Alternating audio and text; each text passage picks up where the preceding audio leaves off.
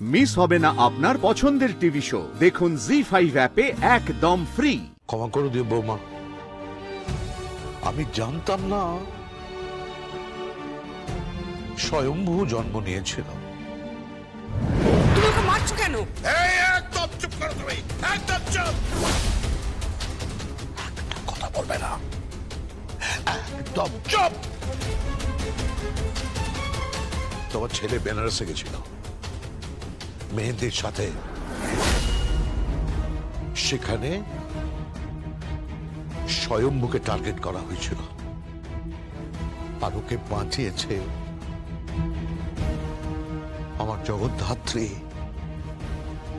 আরে ওকে তো পুজো করা উচিত, ওর পায়ে ফুল দিয়ে ওকে পুজো করা উচিত, যে এত কিছু পরেও একটা ছোট্ট একটা সামান্য পেটি কেস দিয়ে ওকে বাঁচিয়ে দিল।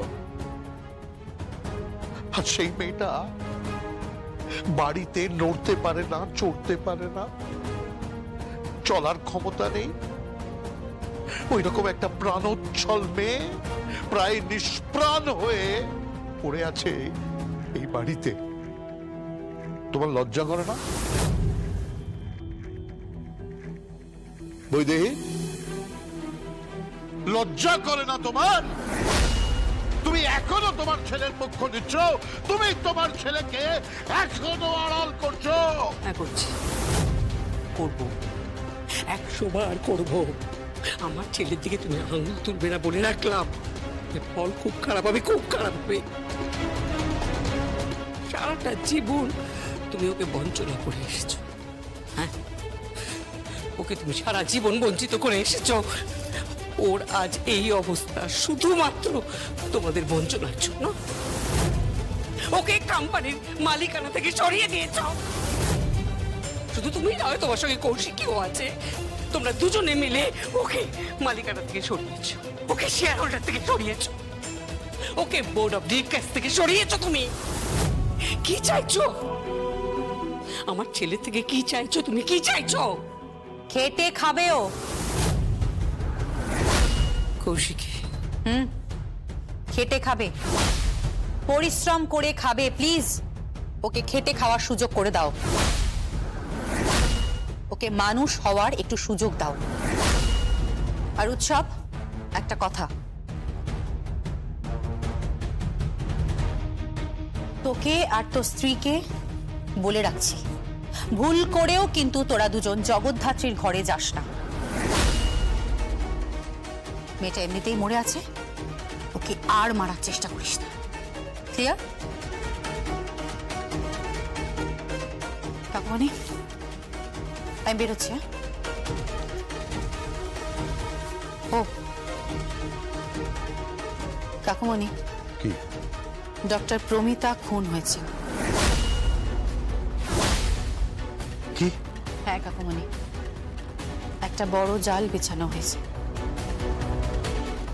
জগদ্ধাত্রীর আজকে যে অবস্থা, সেই অবস্থাটা কিন্তু স্বাভাবিক নয়। শুধুমাত্র অপারেশনের জন্য এটা হয়নি,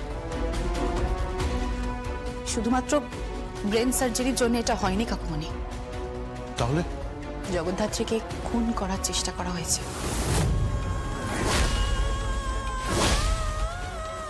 এটা একটা অদ্ভুত রহস্য, জানো। হয়তো প্রাণে বেঁচে গেছে, ও প্রাণে বেঁচে আছে, একটা জড় পদার্থের মতন ঘরে পড়ে রয়েছে। জড় পদার্থ। যাই হোক, আমি আমি বেরোচ্ছি। হ্যাঁ, পারলে একটু খেয়াল রেখো। ও উৎসব, তোকে আর তোর মাকে একটা কথা বলে দিই। আমাদের কোম্পানির এবং পরিবারের স্থাবর অস্থাবর যা কিছু আছে, যা কিছু সম্পত্তি আছে, সবকিছুর মালিক হবে ওই দুর্গা মুখার্জি।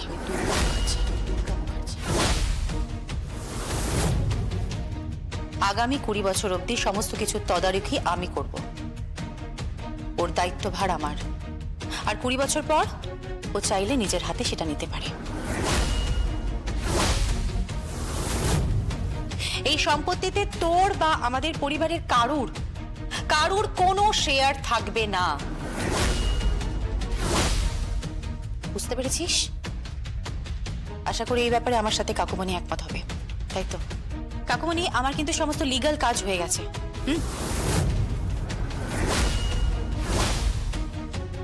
দুর্গা মুখার্জি হতে চলেছে আগামী দিনে এই কোম্পানির উত্তরাধিকারী। একমাত্র উত্তরাধিকারী।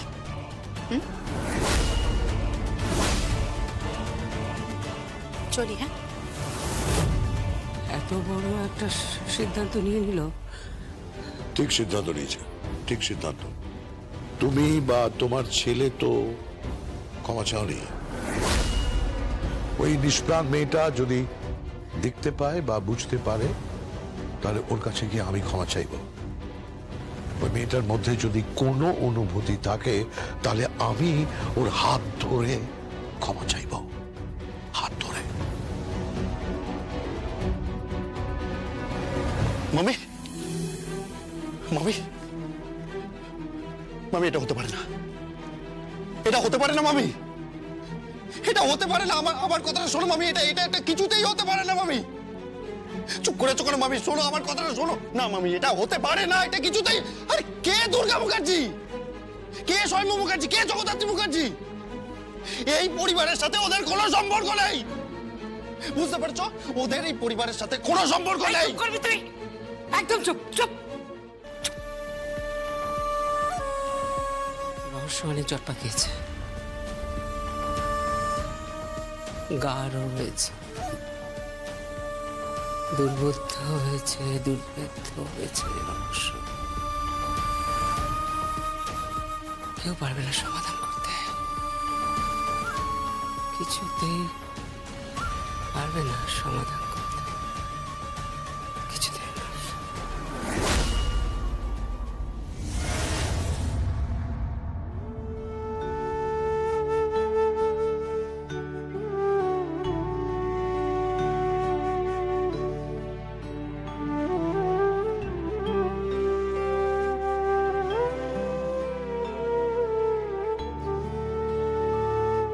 ক্ষমা করে দিও, ক্ষমা করে দিও বৌমা। এর আগে আমি একজনের সাথে অন্যায় করেছি। না, তুমি বিশ্বাস করো, আমি না জেনে অন্যায় করেছি। আমি উর্মিলাকে ঠকাতে চাইনি। আমি জানতাম না যে উর্মিলা বেঁচে আছে। আমি যদি জানতাম উর্মিলা বেঁচে আছে, তাহলে আমি হয়তো, কি বলি, আমি জানতাম না